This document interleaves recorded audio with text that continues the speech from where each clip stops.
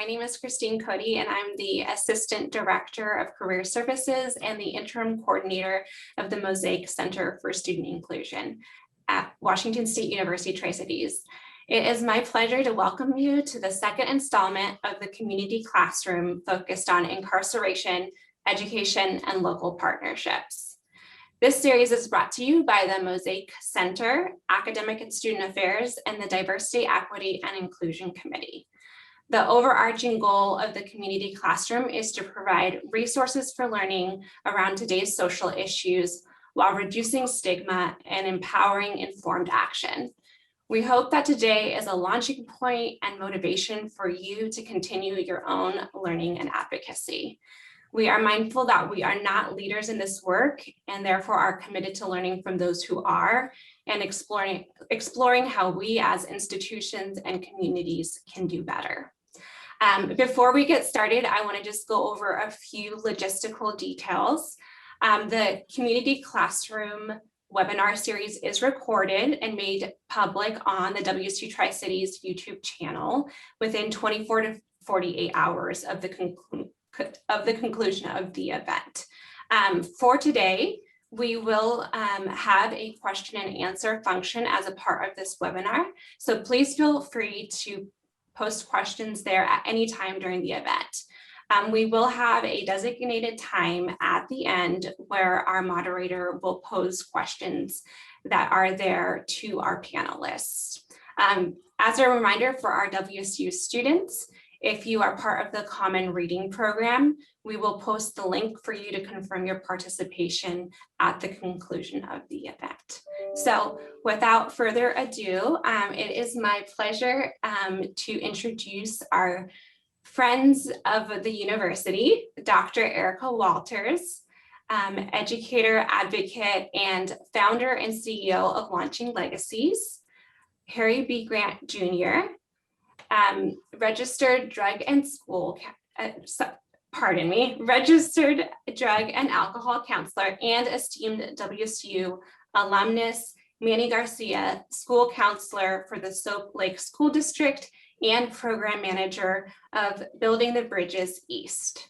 And with that, we just want to once again say thank you for joining us today. I'm going to hand the mic over to our moderator, Dr. Anna Plemons, who is the Associate Vice Chancellor of Academic and Student Affairs. Anna.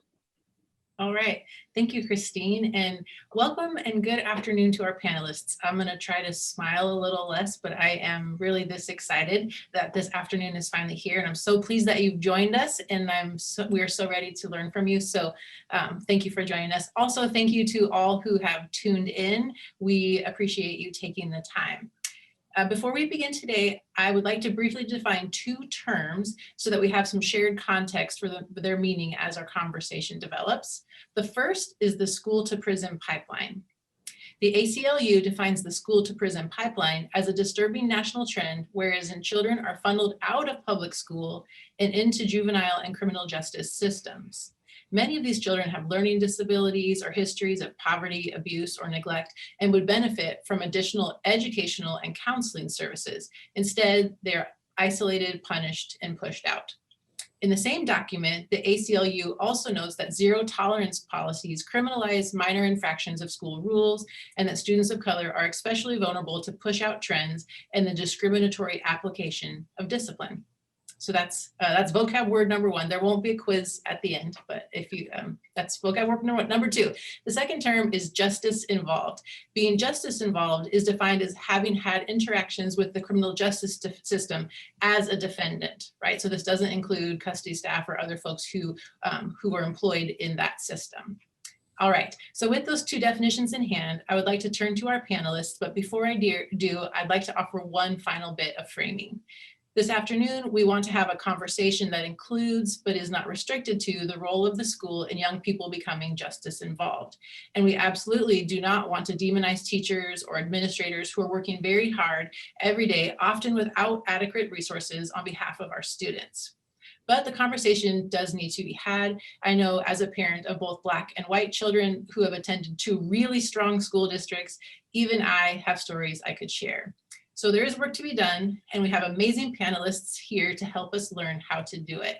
For the first question, I would like each panelist, if you would mind, to please tell us a little bit about yourself and the work you do and how you think that intersects with community efforts to move individuals and groups out of the school to prison pipeline. So Dr. Walters, would you like to go first? Sure, thank you, Anna. So I am Dr. Walters Grant, actually. My husband is also on this panel, so I want to acknowledge that. And in a process of having my name changed. And I am do several things that are involved the school to prison pipeline and disrupting the pipeline.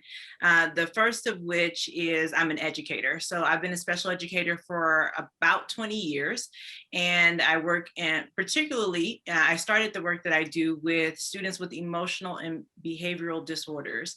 And that title has changed over the years, but it still remains that we're looking at students who have what can be considered violent or disruptive behavior as a part of their disability or diagnosis. And so that work is the work I've done for about 20 years. I currently work at a second chance school, which is for students who have experienced some level of disruption, many of them justice involved, and are now returning to school to finish their high school diploma. These students are age 16 to 25. And so that's the bulk of what I do for them is, in addition to provide special education services, I'm also an intervention and transition coordinator, which means we help students develop plans that help them overcome the obstacles in their life so that they can, in fact, attain that high school diploma and move on to vocations, careers, college, whatever it is that they hope to aspire to after K-12. The other thing that I do, in addition to the education component of it, is working with our nonprofit in community-based education. And that means parenting education, advocacy, educational advocacy, and other supportive ways that we can help communities cohesively live well and work through certain circumstances that may be hindrances. We focus particularly on urban communities, and we also focus particularly on communities of color in that organization. So we kind of have a lot of different touch points for students who may be involved in this, or families really, who may be involved in the school to prison pipeline. Thank you, Dr. Walters. Mr. Garcia. Hi, yes, my name is Emmanuel Manny Garcia. Most of my colleagues know me by Manny or Coach Manny. It's a pleasure to be here. I currently operate in two different roles. One role is as a middle and high school counselor. So I have a caseload of about 360 students. I just counsel in a small rural school in a rural county in Washington, and so I counsel those students. And another role that I have is a program manager for a pilot project of building the bridges east. So basically, I'm pretty much the site supervisor of a mentorship program committed to reducing youth and crime violence in Washington State, specifically Eastern Washington, where most of the minority population suffers from this type of stigma. Although my role for this program is currently on pause because of funding and COVID, I'm still heavily involved, even at a reduced role, because of the fact that I do have a primary career. But most of my work that I've done has been involving engaging youth, troubled youth, namely because my story intersects with the community, basically because I spent some time behind bars, and my firsthand experience helps in communication and breaking down communication barriers in engaging youth to find steady and efficient ways of building themselves back up. Part of our programming includes a host of different types of services that we provide for at-risk youth, such as conducting assessments, career assessments, comprehensive case management services, educational and employment services, intensive outpatient substance abuse services, academic support services, transitional services, advocacy and service systems coordinations with different programs, specifically with the Juvenile Justice Department, and gang violence prevention and intervention. Those are all some of the things that I am currently involved in when we talk about being my involvement as a program manager for Building the Bridges East. And my current role as the middle high school counselor for Soap Lake intersects with community efforts to move individuals and groups out of the school to prison pipeline through advocacy, consultation, and collaboration. That is working with local law enforcement agencies and the Juvenile Justice Department system in transitioning high school youth back into the school community after being released from incarceration. These are some of the heavier things that we hopefully will begin to target during these conversations today and this wonderful panel that we have. This typically involves some sort of wraparound services for the offender and the student, and some type of case management with the juvenile probation officer that, as a school counselor, we don't get trained on those things. So it's important that, looking at this, I feel like my role intersects with that because I have a history with that. Not only do I have a history, but I do have the experience of being on the opposite spectrum of this whole situation, in which I can really provide my personal perspective and philosophy as far as adopting, systems and procedures and policies that would advocate for these children. But more specifically, looking into alternative credit retrieval programs, such as alternative high school programs, just as Dr. Walters has already pointed out, Dr. Grant, right? Dr. Grant. And for Washington, that means collaborating with other school enterprises and institutions, such as the Washington State Youth Academy and the Open Doors program. So that's a little bit about me and how my job intersects with the school to prison pipeline. Thank you, Mr. Garcia. All right, last but not least, Mr. Grant. Good afternoon. My name is Harry B. Grant Jr.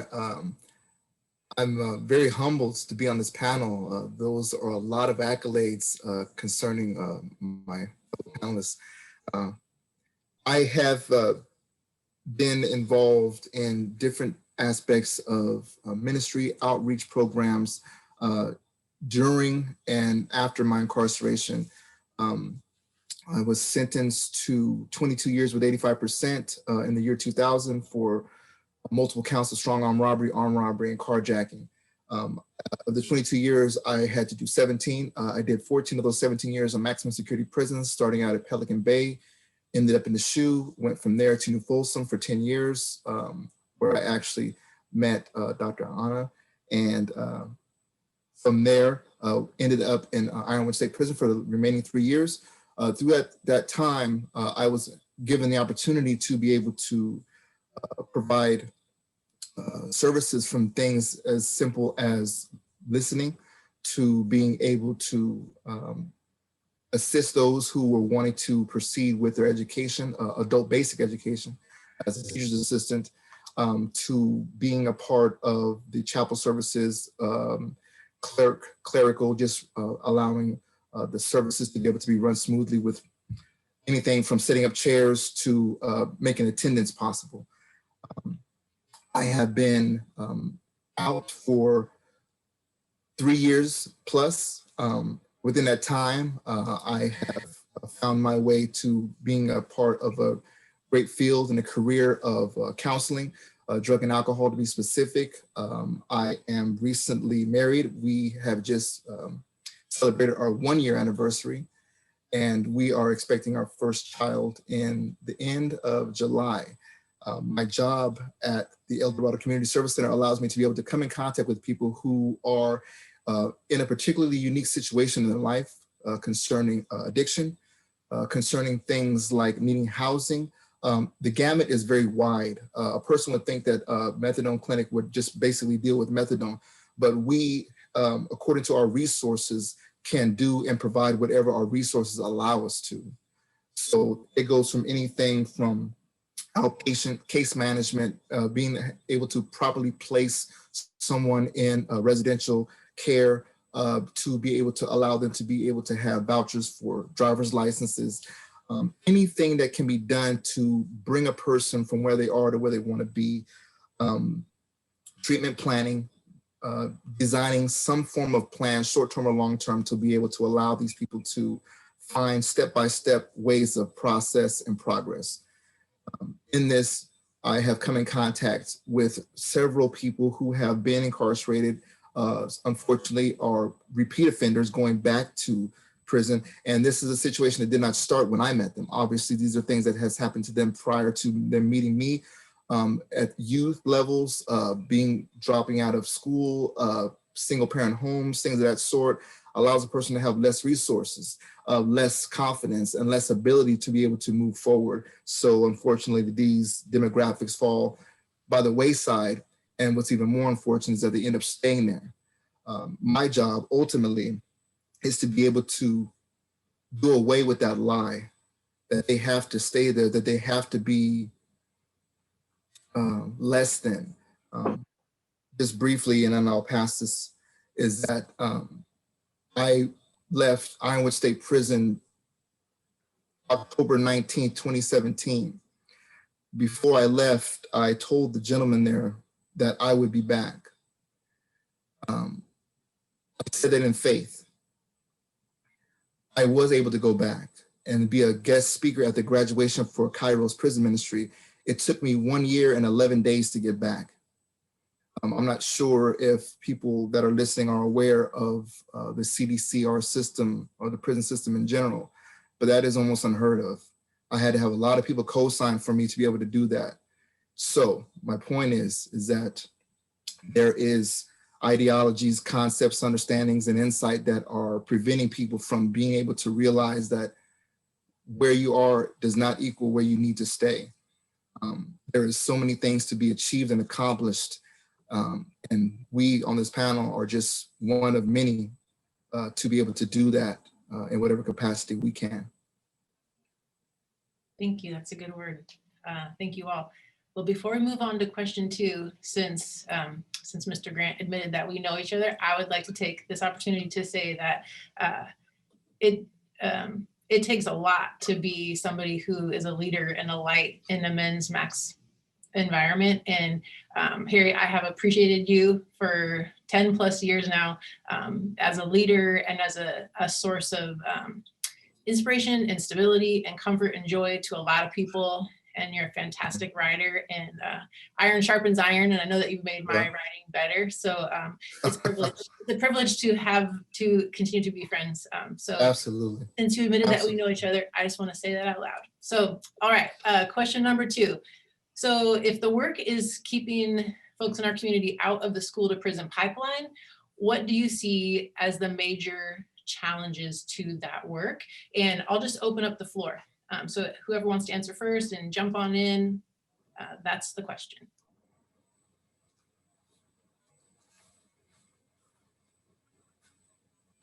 Okay, so we're all waiting. Okay. I'll address just one issue, one challenge that we have. We look at the statistics around the school to prison pipeline, and we recognize that all students are not necessarily accessing the pipeline equally. We don't want it to exist, but we have to recognize that there's even disparities on what students are involved, more justice involved than others. And so we'll have to look at bias that's associated with race and gender. We know statistically that African-American students, male students in particular, are funneled and have more disciplinary interaction with individuals at the school site and just in the justice area, Department of Justice in general, than any other student population as it stands right now. That's what our research says. So we see, and that's an alarming issue. And we know that the school to prison pipeline doesn't just start in this kind of ambiguous place in education. It starts in classrooms and on campuses, and then it moves forwards and advances there. So I think one of the challenges is unidentified bias. I mean, and we just have to talk about that.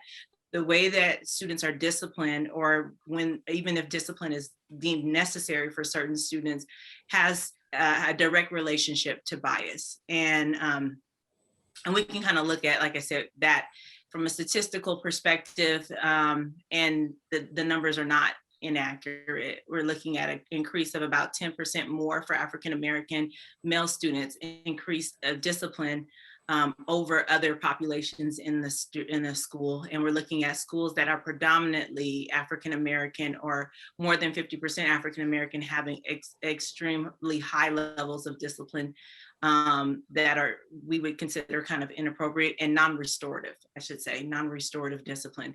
And so those are some of the concerns. And I'll just specifically nod one particular area that is identified in the research, which is defiant suspensions. They actually represent about 20% of the suspensions that are given to African-American male students on campuses across the nation. And a defiant suspension is a suspension based on willful defiance. So they suspended a student not because they did something, but because they perceive the student as unwilling to do something. So you just didn't do what we asked you to do, and we call that willful defiance. Those suspensions leave a lot of leeway because that it's based on you just didn't do what I asked you to do. And so we want to look at that as one of the major challenges, I think, to the school to prison pipeline.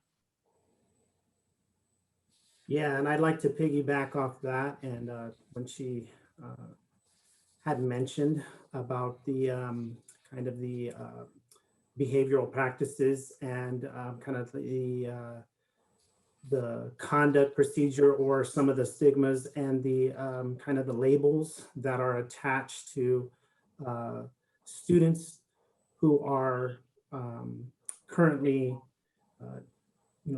challenged with the idea of going to school, selling drugs, or just can't seem their way to find their way out of their criminal behaviors or their criminal habits or their criminal lifestyles. Environment has a lot to do with that. And so sometimes I think that a challenge in working as a school counseling practitioner, working with at-risk youth, to me, it's increasing ways to enhance programs with keeping kids in school, to provide that environment, and working with families is an integral part in establishing inclusive transitional practices. And what I mean by that is, in the educational community, they call them universal program designs, right? Where we are talking about this as an inclusionary practice that should be universally designed for every student, which allows every student to have a sense of belonging and acceptance, right? And some of the things that I'm talking about is this challenge is also when she talks about these biases, and it is another challenge is working and demonstrating that cultural competence and that cultural sensitivity, namely because of the gravity of each diverse case, whether for us in this area, it is the Latino population. You stated some facts about the Black American community and how you feel they may be targeted. In our communities, it is the Hispanic population. And so when I look at that, I see these cultural competence with these organizational leaders sometimes is on a very low scale. And I would like to see some of the challenges raising that awareness, cultural awareness, allowing them to understand the gravity of each diverse case, and knowing that this includes dealing with extreme poverty and lack of resources for these students who basically, when it comes down to making a choice, they're going to go to the choice that is familiar to them, which the environment influences. So if we can support these kids with keeping them in school by providing them, just enhancing our programs. We talk about our ASB leadership. We talk about our, sports leaderships. We talk about our, English language learning programs, but very often do we talk about the mental health and transitional practices that we should be having for students who, I just want to point this out, 1 out of every 3 offenders, juvenile offenders, suffers from a disability. a learning disability.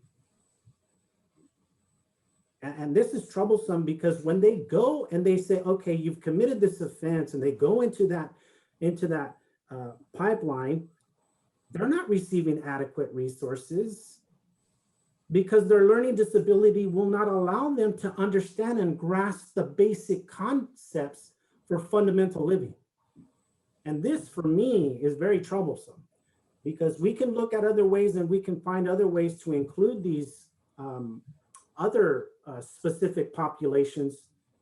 But I really feel like one of the challenges is raising the awareness to enhance programs that are geared towards transitional services and really educating and providing. Our program is a mentorship program.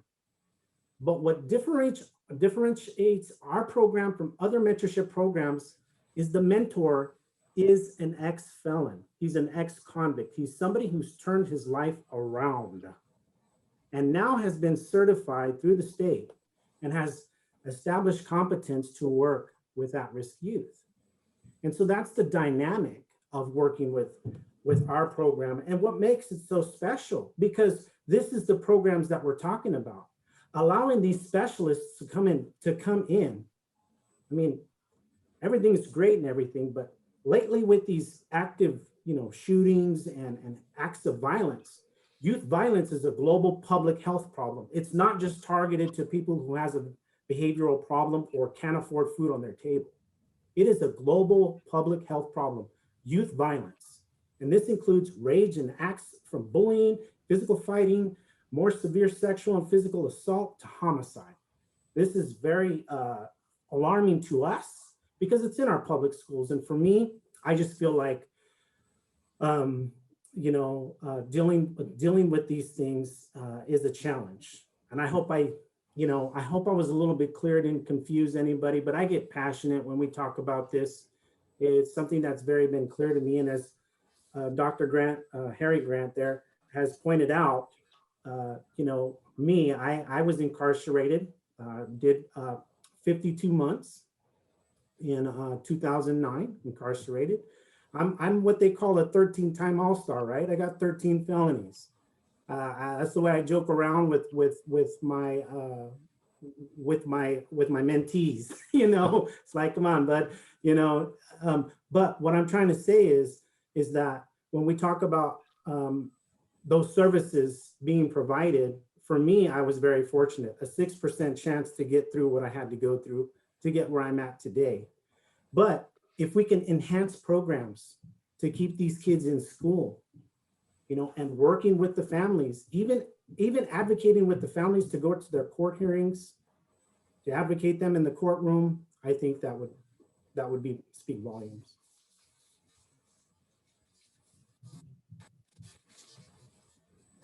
If I would be able to address this particular question, what do you see as a major challenge to this particular work? There's a couple of lanes I would like to go down. One is that there is a thing called burnout, and a person has the desire or the drive to be able to want to help and assist those who are in need. And it's unfortunate that they realize, like in the middle of doing this, that they find themselves unfit or incapable, that the passion and the drive can only get you so far. There has to be some consistency. There has to be some discipline. And it almost has to be actually outside of yourself to be able to continue on, because this work is extremely challenging, heartbreaking, rewarding, and all of those things are a daily affair. One of the things that I think is a challenge is not necessarily a lack of resources, as some might think, but where the resources that are available, where they're going. Right? Because there is several organizations and groups that are day in and day out willing to assist those who are in need, from the youth to elementary school level children, all the way up to the elderly. That is something that I believe is a challenge, the way that certain resources are allocated. With that said, one of the challenges that I see as far as this classroom to prison pipeline is that there seems to be some pre-existing conditions, if I could use that term. Single parent homes, a low education appreciation, a low income, discrimination, a low to no self-esteem, and a significant sense of entitlement. I did a quick little read. What is a pre-existing condition? I got this from the Cigna website. A medical illness or injury that you have before you start a new health care plan may be considered a pre-existing condition. Conditions like diabetes, COPD, cancer, and sleep apnea may be examples of pre-existing health conditions that tend to be chronic or long-term. So with these pre-existing conditions, if they are not dealt with or treated, then the individual is going about life as if they are whole or well. And it is in certain situations or circumstances that they find themselves in that they realize through violence, through anger, through frustration, that they are not well, that they are not whole. And so unfortunately, there may or may not be a chance or an opportunity for this individual to be able to be drawn back out and to be assisted and to be helped through compassion, understanding, insight, just being rallied around. So these pre-existing conditions allow individuals to be susceptible to more than other people. And in that list of pre-existing conditions that I mentioned, I did not, however, mention things like gangs, drugs, or violence, which you would consider the trifecta of failure. These things are all choices. Personally, it was in my incarceration, not in the initial stages, because the initial stages I was still mad and upset at the world for doing me wrong and setting me up and all these other kind of things. But the truth of the matter is I worked extremely hard to get there. I didn't have to go to prison. I did not. I had a mother and a father who loved me and did their very best. You know, I did not want for anything as I grew up. The choices that I made allowed me to be able to be around people who made what I was doing easier. And that was unfortunate. I did not understand that until later on. So as far as this particular question, I think that these pre-existing conditions pose a challenge. So I'd like to add to the conversation here and talk about this concept of the community identifying the concerns that they have and the troubles that they have to the schools and the school district.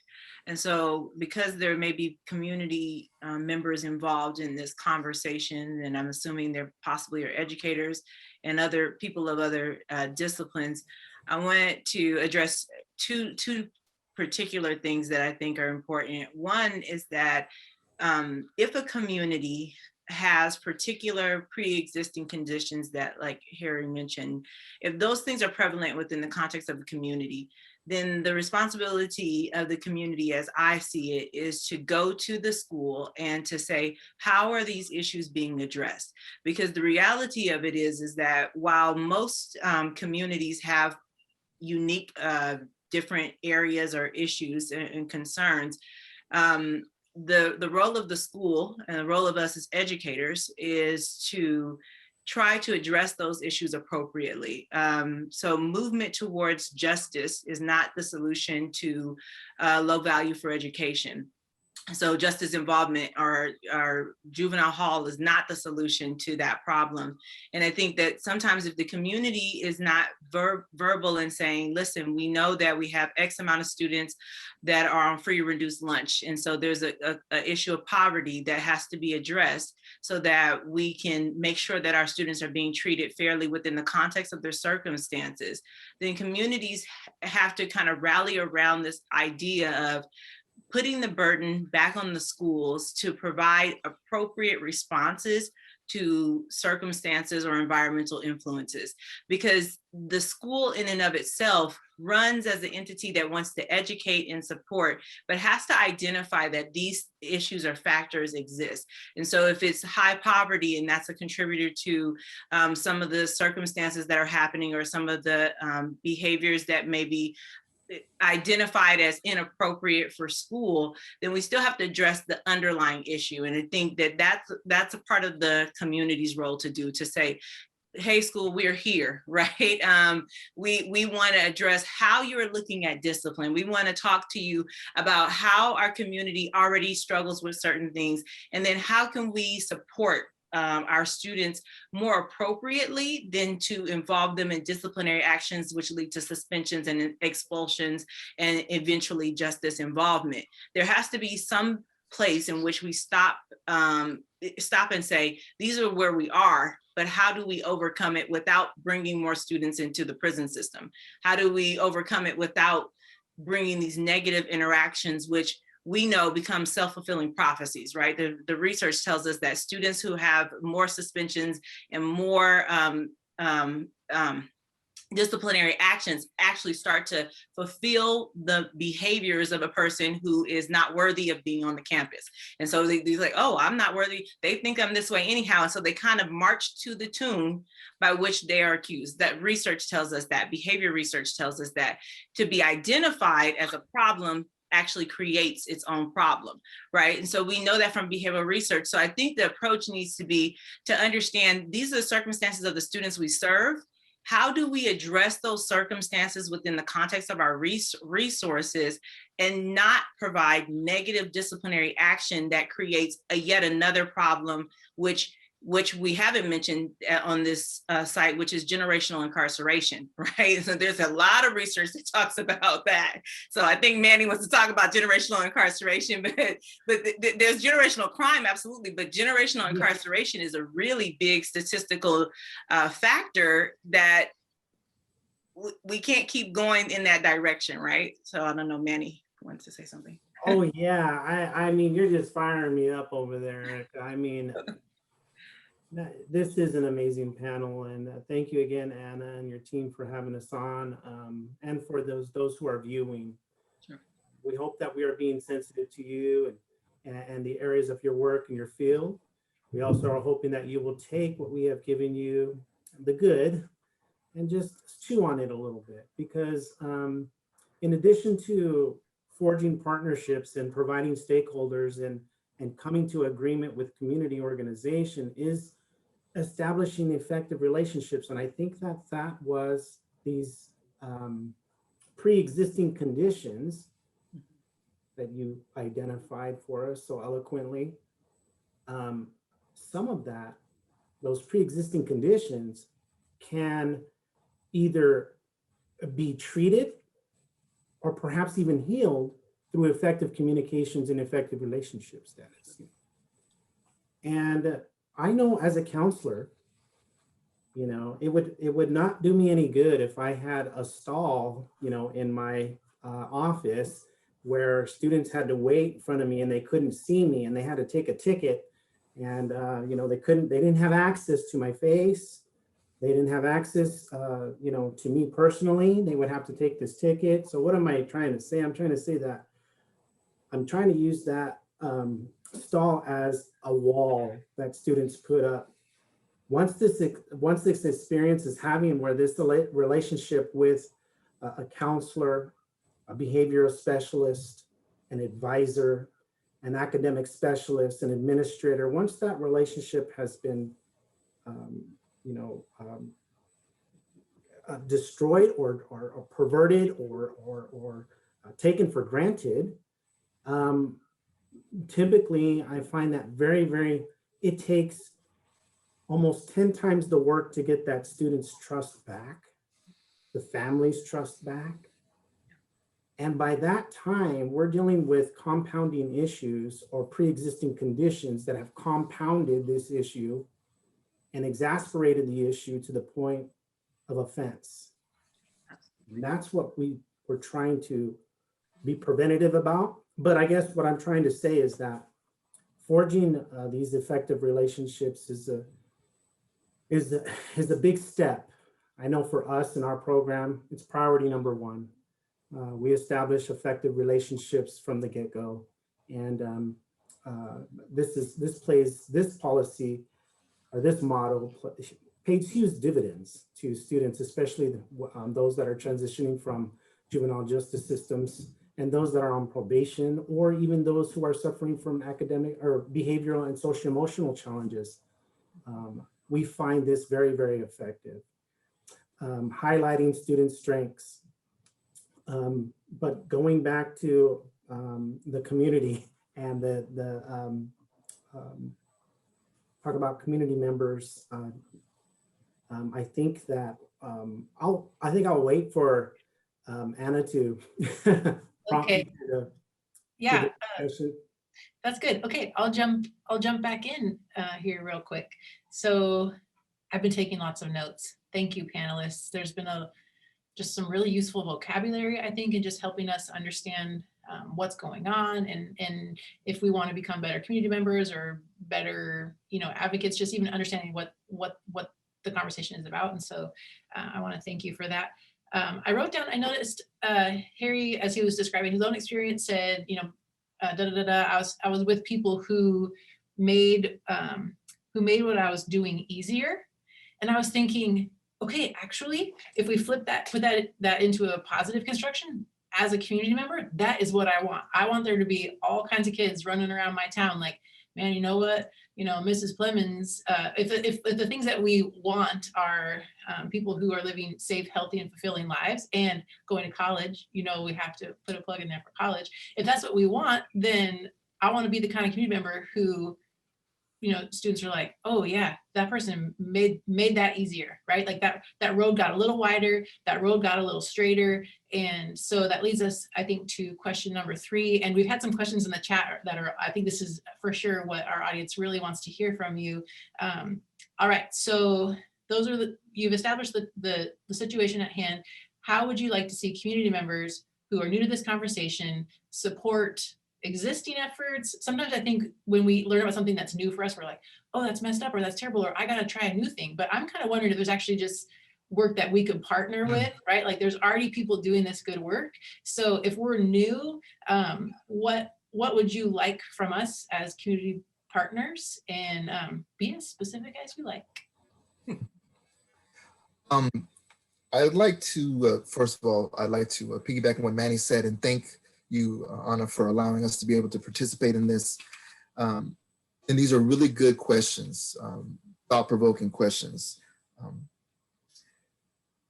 I realize that looking back on my personal life, with honesty and transparency, you know what I mean?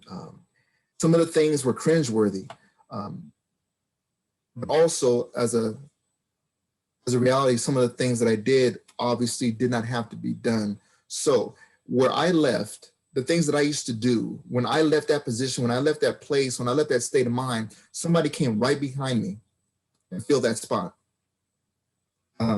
So in my notes, I have pre-existing conditions, classroom, and then prison. So at the end of the pre-existing condition situation, for those who are a part of this community, or for those who are on the outside, which would be really hard to distinguish, right? Those who are a part of the community and those who are on the outside. To take interest in these children after the doors closed would be considered intimate negligence. Things have to be done already, right? And the solution to these issues is not a thing that's trying to be found, in my humble opinion. The solution to these issues already exists and have to be agreed upon. There is anything that the community could do, somebody's already doing it.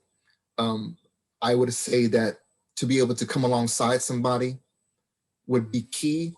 The world needs volunteers, people who are not necessarily concerned with getting rich, but just concerned with being of assistance, really. And the main reason that is somewhat a distinguishing factor between people is because, once again, personally, I know the value of being assisted. I have You know, I have so many people to give thanks for my life and where I am and where I'm going. I had to want that though, right? And when I began to want these things, come to find out they were there the whole time, right? I just had to basically switch dance partners. As Pastor Danny once told me, I had to switch dance partners. My passions had to change, my focuses had to change. So how would you like to see community members new to the conversation support existing efforts? Be observant. That's how you can see where you can fit in. This may not necessarily be for you, but there's so many ways to be of assistance. In the classroom, children have a certain thing that they're dealing with. They have influences, whether it's from the staff, students, or tradition that they brought to school, right? There's comforts, old ways versus new experiences. The old ways of living and being, you're now in a school setting where now there's things that are being brought to your attention that you never experienced before, both good and bad, right? So there has to be something significant to already be there to help you be able to distinguish and decipher what's for you and what's not for you. Conflict, there's conflict at school. My identity in this conflict, why am I upset? Why am I offended? I'm saying these things because as these things are going on, there's people that are observing these things. These are not isolated incidences. These are things where they're happening in public settings where people are looking and seeing. And I think another thing that the communities that are new to this can also participate in is coordination. Where are we going? The fight can't stop at just keeping kids out of prison, like a holding pattern. There has to be appropriate alternative destinations. There has to be, you know, a person who smokes cigarettes and decides one day I'm going to stop smoking cigarettes. Well, you're going to have to find something else to do.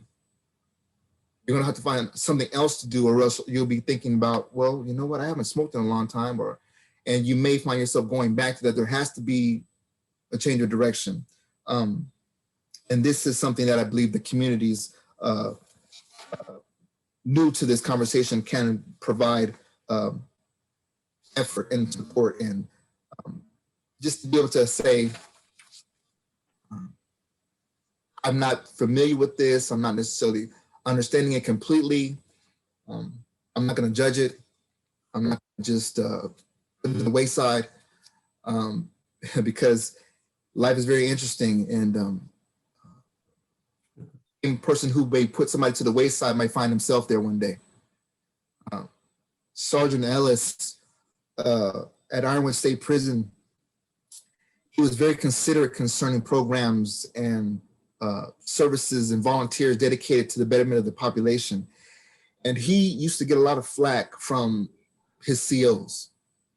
Why are you doing this? Why are you giving them stuff? Why are you allowing these things to happen? You know what I mean?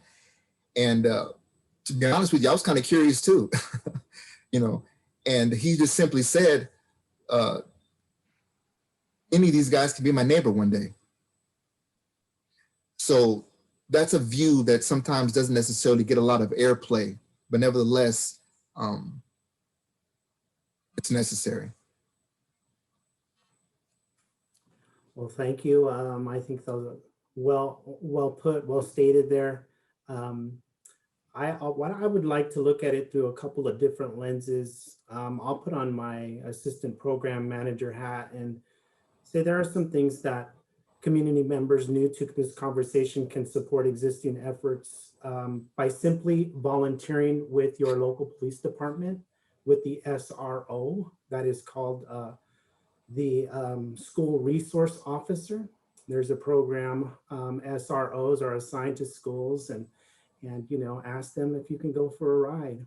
Take a look at what they do.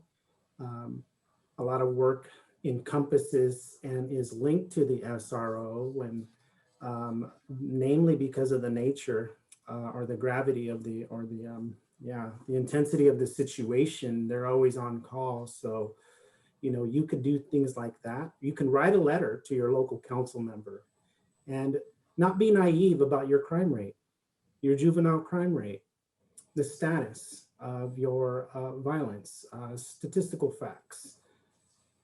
You could do that. You can also provide community service hours. I know for us, we have large farm area. I have contractors farmers that I talk to that would allow them to do some of these students. He mentioned, somebody who's doing other things with their time. We find that volunteering at a farm, doing something at a community service orientated, finding time to volunteer, to go and supervise these students or these kids. Another thing that I just would like to say is the most important is just sharing your story. Now, maybe you're not connected to somebody who has done heavy prison time or knows anything about this type of lifestyle. But if you were to thoroughly investigate, I'm sure you are connected to somebody who you can share that story, or you can share your voice. You can find out when a local community board meeting or a council meeting is taking place. You can go share your story. And like Harry said there, be transparent and not naive to those juvenile crime rates in your local area. As a program manager, community members support through the power of agreement and solidarity. Standing as one as it relates to finding alternative ways to break that generational incarcerational curse, is what I like to call it. This is linking incarceration that generally acts as a revolving door when it comes to those who are offending and reoffending. And so there are many things that the community members who are new to this conversation, maybe you want to engage and find out more. My advice is to look into your community toolbox. Come to the school. We're more likely to help you there. Come to your local school or agency, and we can more likely point you to the right direction, or agencies who work in these types of fields so that you can get some education, you can advocate, and then you can promote. You can promote these things. Mostly, if it's not you who is being impacted, it's the world around you that is, right? So it's the students, it's the future that we're talking about here. So that's how community members, to me, can support existing efforts. Oh, sorry, go ahead, man. I was just going to say, as a youth as a school counselor, I use my counseling platform to provide educational opportunities for parents to come and be knowledgeable and educated on community risk factors and youth incarceration rates, as well as the probabilities of other risk factors, otherwise known, other risk factors that lead to committing crimes such as substance abuse and those other pre-existing conditions that we talked about. So as a school counselor, it's providing the public with more educational opportunities. And so when you see these opportunities to come and hear about attendance policy, maybe it is handbook, the student handbook, make sure and attend those meetings. Those will give you, at least stir up those conversations about what the policies are and what to look for in this community, in the communities that we serve. So I'll be very specific and very pointed about what role a person might play and what that role, what we statistically and historically just need more of from those roles. So I'll say for people who are working in education, that's your role in the community, and you have any influence on the school practices and policies, which we all do because we can attend school board meetings and make suggestions there. I would say advocate for restorative justice practices. That's one. Restorative justice looks to solve the underlying problem rather than put disciplinary measures in that are punitive. And it works. Restorative justice works. If you are a parent, my advice would be involved early and often, and in neutral times, because once a situation has moved to a negative interaction, a parent's involvement becomes less influential on the student's positive movement through education. In other words, know who your teachers are, know what the campus looks like, know the people on the campus, and let them know you, because that reduces the likelihood of inappropriate discipline for your students. It reduces the likelihood. Doesn't resolve it all, but it definitely reduces it. I would say for teachers, know your biases and work on them, because you have to understand that you have a role in what you deem as inappropriate behavior in the classroom and how to address that behavior. I would also say for counselors and teachers, teach code switching. Teach students how behavior is different outside and inside the school. And code switching is an interesting term, psychological term. It just means that we change how we act depending on where we are. And that may, in fact, resolve quite a few inappropriate disciplinary issues, because students don't necessarily know it naturally. They don't necessarily understand that when I'm in school, I may be able to do this. And when I'm at home or in the community, I'm able to do this. This works here, but it doesn't work here. If they don't make that switch naturally, then it has to be taught. And we're the people who teach them. So anyone in the community can teach code switching. I would say on this next note, if you're a general community member, invest in people. You look at Harry and you look at Manny, and you don't think of them as people who served time or had felony records. And there's a reason why you don't believe that about them. One is because they've learned to adjust to society and to integrate appropriately, and they've learned to serve other people, but they had to learn that by other people serving them. And they had to learn that by someone trusting them and giving them opportunities. They're employed now because someone hired them. That only happens in the lives of students when we are the people who invest in them individually. So if your role in the community you feel has nothing to do with any of the other things I've said, know a child and develop the relationship with the child. And I would say also, don't believe the hype. Right? As a person who worked for many years working with students who now we call at promise, used to be at risk, and at some point they were actually considered dangerous or violent students, depending on where you were. There was a label for everything that at a certain time. Having worked with many different students over the last 20 years, I would say this, that a student is still an individual who, if you invest enough time and establish enough rapport, no matter who you are, you can make a difference. The belief that you have in them gives you a benefit, and it gives the community and society a benefit. So I would say invest in students, and don't believe the hype that they don't care about you or they don't want your attention. The truth is they would be probably the most gracious for any attention and time that meant a translation of value. And we have to recognize that people want to be valued, and it's important. So I would say don't believe the hype there. One other area I would say is advocate.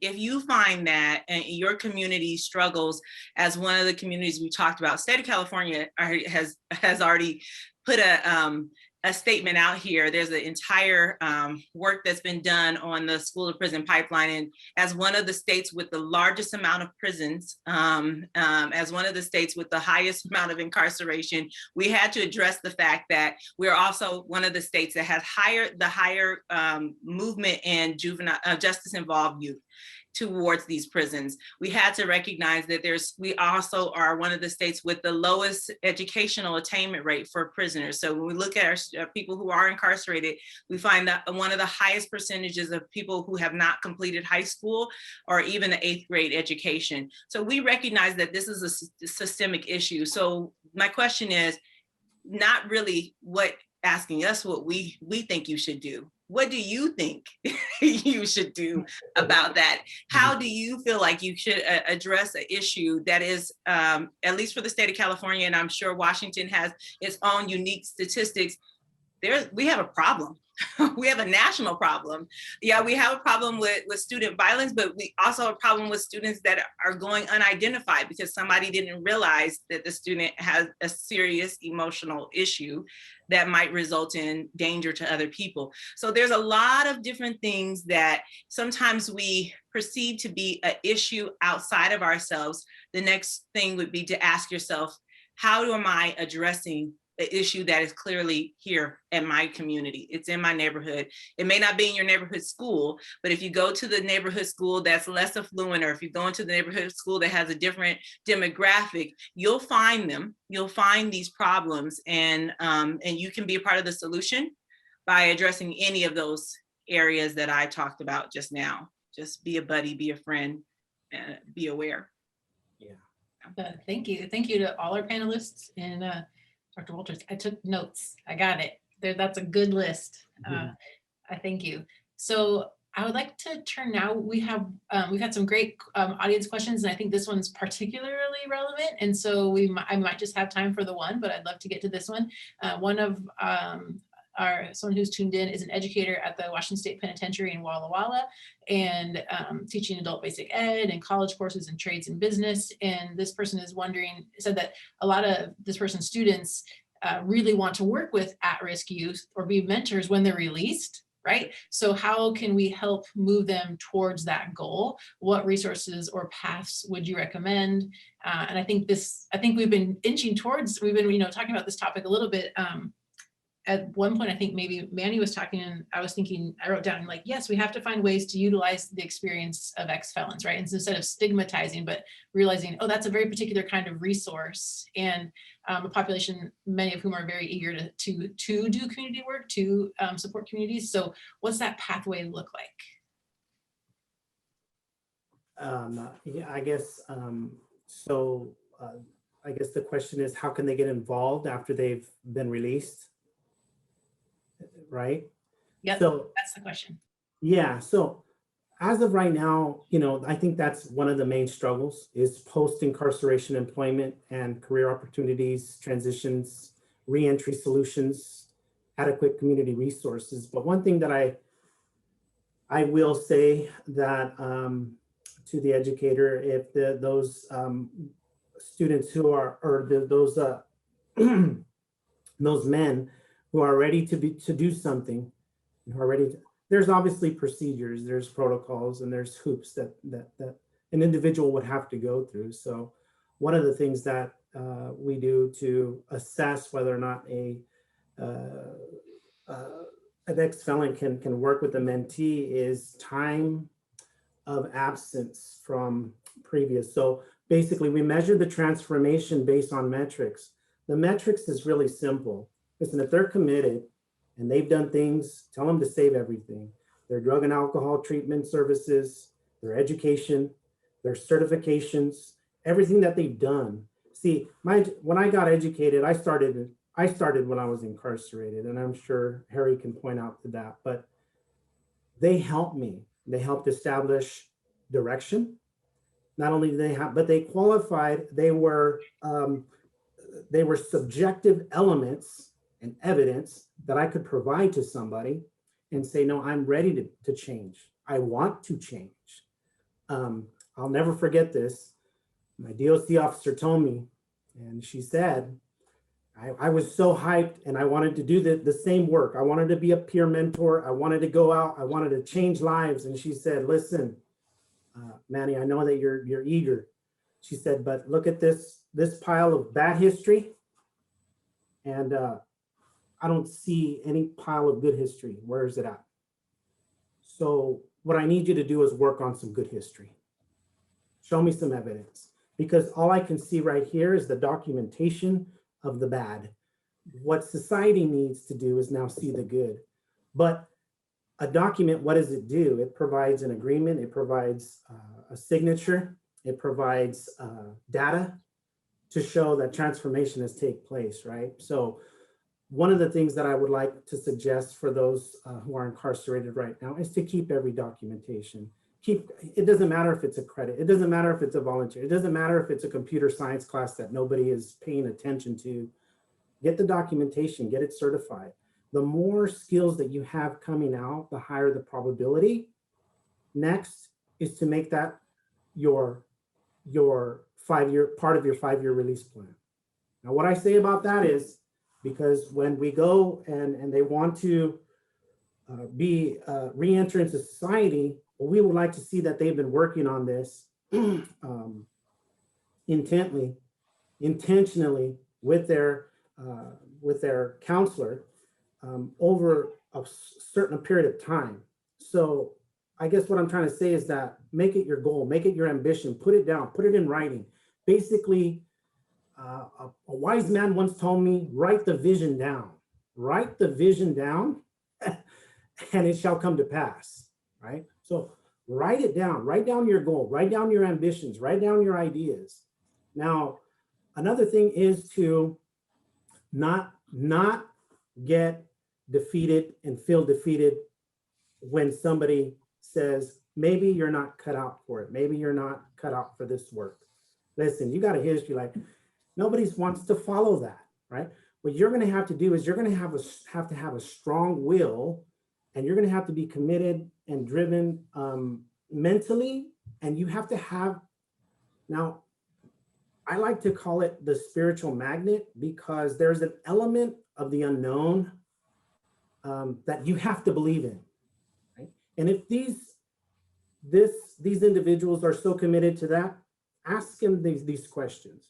This is these own assessments. This is a self-report that they can begin to distinguish how effective and how their goal is going to come to fruition, even though they don't see it.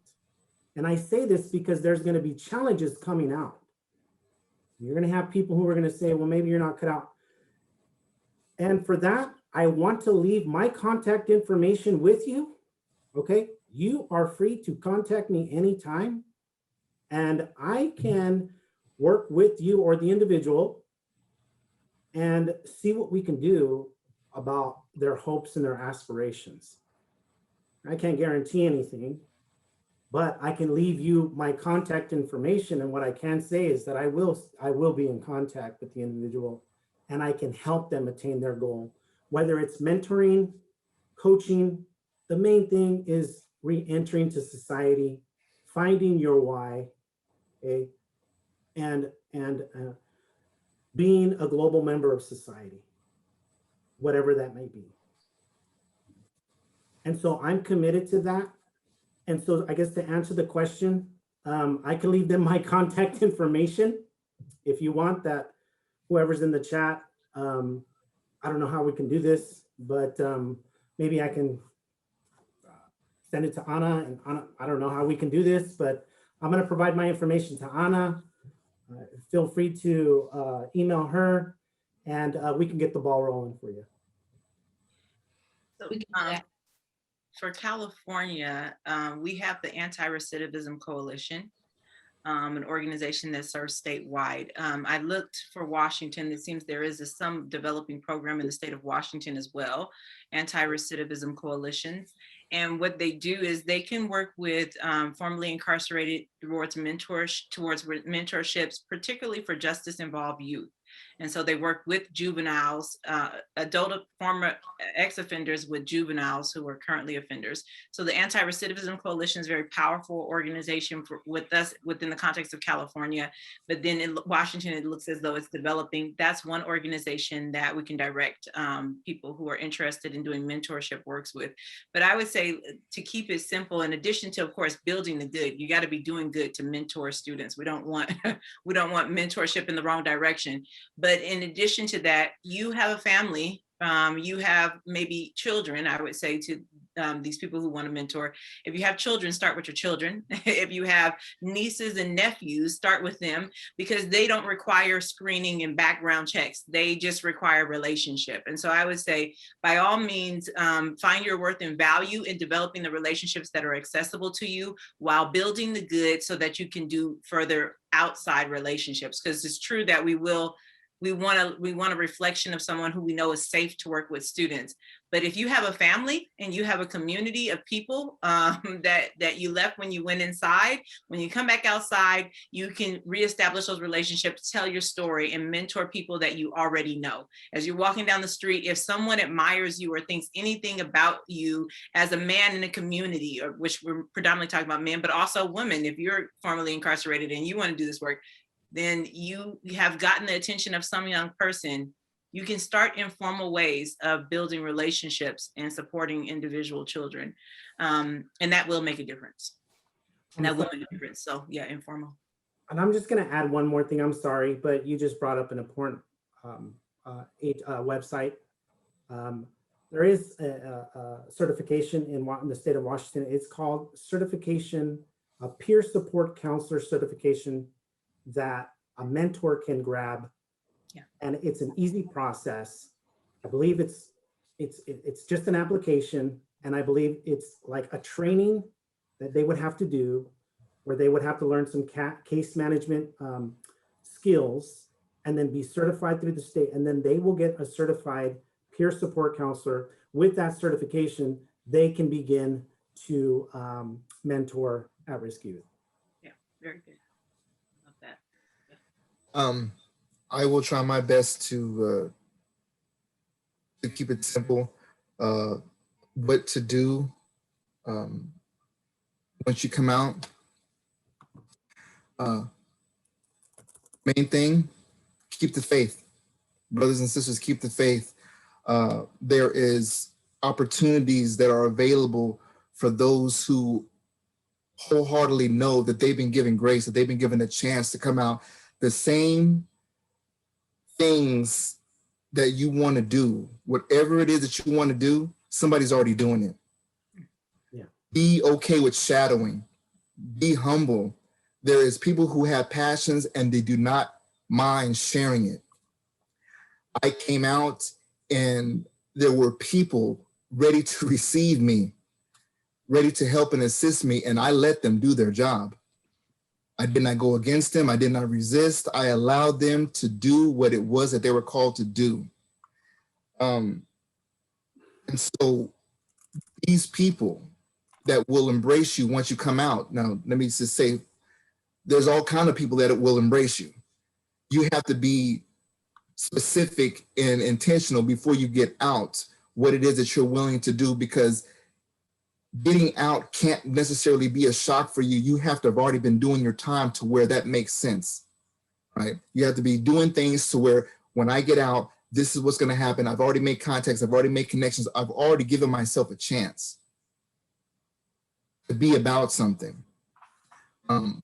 If you've been incarcerated for any length of time, then you're aware that there's people that when you leave, they won't. Don't disrespect them or yourself by going back into the same old habits and hang-ups that got you in there. Life is too short for that. Embrace those who are extending their hand to you and are willing to help you. I guess the challenge for the individual will be choosing a lane or choosing a path. But off the top, keep the faith. There is extremely amazing organizations. To me, the Urban Ministry Institute provided me housing. That is not the only one on the planet.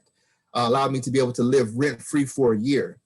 So I would be able to get myself established without being so overwhelmed or concerned with rent and things of that sort. So this was given to me, but I had to do something with it. There's not a lack of resources. There's not a lack of help. There's not a lack of assistance. You just have to be willing to know that that assistance, that help is for me. It's for me. And I would definitely say, please keep the faith and let the faith keep you. There's a lot of things, a lot of challenges that are out here that will definitely overwhelm you. That's just life. That is not to make you fall apart or break you down. That is to make sure that you know that the people that you are around are that important, because they are blocking a lot of the things that would come to you because they're aware of your condition and your situation. It's a beautiful circumstance. It's a beautiful circumstance, but it's not just getting out. It's doing the work to stay out. Because the same things that we used to do, they still do that stuff. The same things that got me caught up, they still make those things. They still have those things. You know what I mean? The fast life is still there. The people, drugs, alcohol, violence, it's all still prevalent. We just have to gather ourselves around those who are thinking, acting, believing, and living a different life and be okay with it, and really be okay with it. We welcome you out here. We want you out here. We need you out here. We don't need any more parolees, as Chaplain Stewart used to say. We don't need any more parolees on the streets. We need fathers. We need husbands. We need people who are stand-up men in their community. That's what we need out here. Right? We need that. You have an experience that you can take from there to here and shine like you could not imagine. Like you cannot imagine. So please, by all means, when you get out, associate yourself with people who are already doing what it is that you want to do. And in doing that work, I'll meet you there. Yeah, and lastly, I would just close by saying, if you're an educator and you are working with these students, I'm going to call them students one-on-one because that's what they are to me. You work with them now. We have what we call an ISP, Individual Service Plan. If you need a template to work with them on their goals, on their ambitions, I am more than willing to help you work and send you some evidence-based material so that you can work with them, you can thoroughly assess, and you can work together with them on this as they build this momentum. I feel like Harry was just, pushing this hope, but it's a momentum shift. You got to carry that momentum out of the four walls. And as Erica said, there was somebody there to help us along the way. We didn't get here by happenstance. We had that help because we made ourselves vulnerable to that help. And I think it starts with you being the educator there with them. Be vulnerable in that situation. Like I said, if you need, my email contact information has been shared. If you would like, you can feel free to email me privately and I can help you with some material so that you can work on that individual, or even perhaps share something collectively, some strategies with your class on how to set some realistic goals using the SMART method, and of course, using evidence-based practices. Awesome. Oh, you're getting some thank yous with exclamation marks in the chat, and that is how I feel as well. I just really, from the bottom of my heart, want to thank our panelists.